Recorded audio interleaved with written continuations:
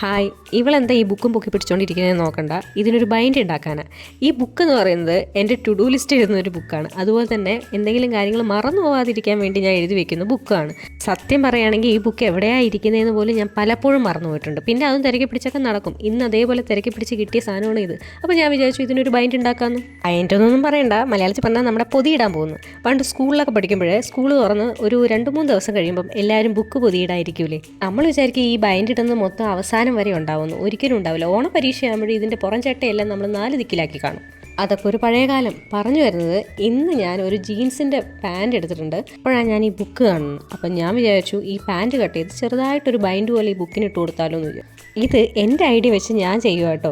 പെട്ടെന്ന് എങ്ങനെ ചെയ്ത് തീർക്കാമോ അത്രയും പെട്ടെന്ന് ചെയ്യാൻ പറ്റിയ ഐഡിയ തന്നെയാണ് ഞാനും എടുത്തത്. ഇതിന് തന്നെ ഞാൻ ബുക്കിൻ്റെ അളവിനെ കുറച്ച് അധികമായിട്ടാണ് ഞാനിത് കട്ട് ചെയ്തെടുത്തത്. പാൻറ് 2 വശത്തെ പാൻറ്, അതിൽ ഫ്രണ്ടിൽ ഒരു പോക്കറ്റും കൂടി ഞാൻ വെച്ചിട്ടുണ്ട്. കാരണം നമുക്ക് ഈ പെന്നൊക്കെ ഇട്ട് വെക്കണമെങ്കിൽ അത് നന്നായിരിക്കും. പിന്നെ ഗ്ലൂ ഗണ്ണ് എടുത്ത് അറഞ്ചും പുറഞ്ചും അങ്ങോട്ടും ഇങ്ങോട്ടായി ഒട്ടിച്ച് വയ്ക്കുക. ഈ ഒട്ടിക്കുമ്പോൾ വൃത്തികേടായി വന്നിരിക്കുന്ന അധികം നൂലുകളും അതുപോലെ തന്നെ അധികപ്പറ്റായി വന്നിരിക്കുന്ന കുറച്ച് തുണിയും ഞാൻ കട്ട് ചെയ്ത് മാറ്റുന്നുണ്ട് കേട്ടോ. ഞാൻ ഈ ബുക്കിൻ്റെ 2 വശത്തും നമ്മൾ സാധാ പൊതിയിടില്ലേ അതേപോലെ 2 വശത്തും ഞാൻ പൊതിഞ്ഞു കൊടുക്കുന്നുണ്ട് ഈ ജീൻസിൻ്റെ തുണി വെച്ച്. ജീൻസിൻ്റെ തുണി തന്നെ വേണമെന്നില്ല, നമുക്ക് ഈ പ്രിൻ്റൊക്കെയുള്ള തുണിയൊക്കെ കിട്ടില്ലേ വീട്ടിൽ. അപ്പം പഴയ ഡ്രസ്സിൻ്റെയൊക്കെ പ്രിൻ്റുള്ള തുണി അതിലൊക്കെ നമുക്ക് ഇതേപോലെ ചെയ്തെടുക്കാവുന്നതാണേ. ആദ്യം പശയായിട്ടോ ട്രൈ ചെയ്തത്. അതൊന്ന് നോക്കിയപ്പോൾ നല്ല രീതിയിൽ പാളിപ്പോയിട്ടുണ്ട്. അത് കുറച്ച് കഴിഞ്ഞപ്പോൾ ചുമ്മാ ഇളകി വരിക. ഒന്ന് തൊടുമ്പോൾ തന്നെ മൊത്തത്തിൽ ഇളകി വന്നു. ഉടനെ തന്നെ ഞാൻ ഒന്നും ആലിച്ചില്ല, ഗ്ലൂ ഗണ്ണിലോട്ട് മാറ്റി പിടിച്ചു. സംഭവം എന്നെ ചതച്ചില്ല, ആ നല്ല രീതിയിൽ തന്നെ ഒട്ടിയിരുന്നു. 2 വശവും ഞാൻ സൂപ്പറായിട്ട് നല്ല അമർത്തി ഒട്ടിച്ച് വെച്ചിട്ടുണ്ട്. പുറമേ കാണാൻ സൂപ്പറായിരുന്നെങ്കിലും അകം തുറക്കുമ്പോൾ ഒരുമാതിരി പാറ്റ കരണ്ട പോലെ 2 വശവും പൊതിയിട്ടതിരുന്നു. അതുകൊണ്ട് ഞാൻ എന്ത് ചെയ്തു, 2 വശത്തുനിന്നും ഓരോ പേപ്പർ ഇതിൻ്റെ മേളിലോട് ഒട്ടിച്ചു കൊടുത്തായിരുന്നു.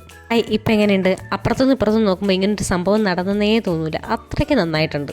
അധിക ഭംഗിയായിക്കോട്ടെ എന്ന് വിചാരിച്ചു ഞാനൊരു ജീൻസിൻ്റെ ഷർട്ടുണ്ട്, അതിന് ആ ബട്ടൺസ് ഇടുന്ന ഭാഗം ഉണ്ടല്ലോ അത് ഞാൻ കട്ട് ചെയ്തെടുത്തിട്ട് ഇതേപോലെ ഒട്ടിച്ചു കൊടുക്കുന്നുണ്ടേ. ആദ്യം വിചാരിച്ചു വൃത്തികേടാവുമെന്ന്, പക്ഷേ കട്ട് ചെയ്തെല്ലാം എടുത്ത് വന്നപ്പം കുഴപ്പമില്ല, നന്നായിട്ടുണ്ട്. വേണമെങ്കിൽ ഇത്തിരി ചന്തം കൂടി കൂട്ടാമെന്ന് വിചാരിച്ച് ഞാൻ കുറച്ച് ബീഡ്സും അങ്ങനത്തെ കുറച്ച് ചെറിയ അൽക്കുലത്തെ സാധനങ്ങൾ ഇതിൽ ഒട്ടിച്ചു കൊടുക്കാമെന്ന് വിചാരിച്ചു.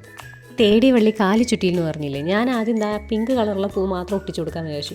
അപ്പോൾ ആ ജീൻസിൻ്റെ കളറുമായിട്ട് ചേർന്ന് വരുന്ന കുറച്ച് പൂക്കൾ എനിക്ക് എവിടെ നിന്നൊക്കെയോ കിട്ടിയായിരുന്നു. അതും കൂടി ഞാൻ ഒട്ടിച്ച് അതിൽ ചെറിയ തിളക്കുള്ള മുത്തും കൂടി ഒട്ടിച്ച് വെച്ചിട്ടുണ്ടേ. നമ്മുടെ ബുക്കല്ലേ, നമുക്ക് ഇഷ്ടമുള്ള പോലെ എന്തും ചെയ്യാമല്ലോ. അതുകൊണ്ട് ഓരോ സമയത്ത് എനിക്ക് ഇതുപോലെ കുഞ്ഞു സാധനങ്ങൾ കിട്ടുന്നുണ്ട്. ആ സാധനങ്ങളെല്ലാം ഞാൻ ഓരോ സമയത്ത് അവിടെ കൊണ്ടുപോയി ഒട്ടിക്കുന്നുമുണ്ട്.